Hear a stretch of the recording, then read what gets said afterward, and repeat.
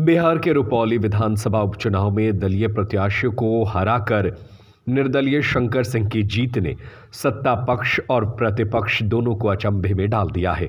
जातीय राजनीति की जकड़न में उलझे बिहार को रुपौली के परिणाम ने नई दिशा दी है।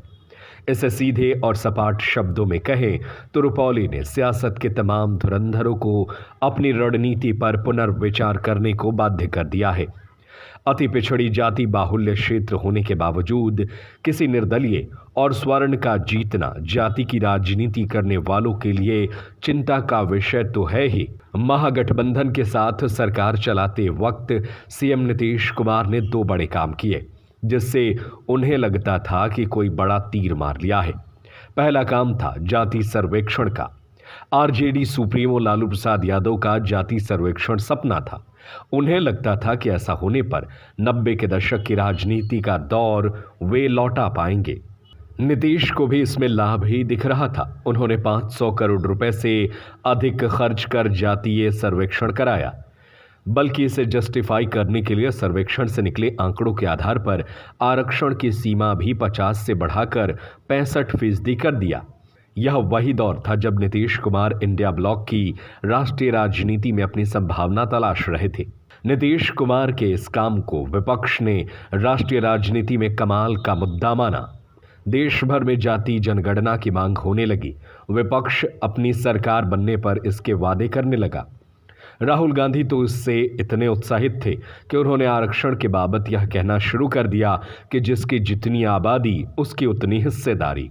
रुपौली उपचुनाव को अगर केस स्टडी माने तो बिहार में इसका कोई लाभ न आरजेडी को मिला और न नीतीश कुमार को।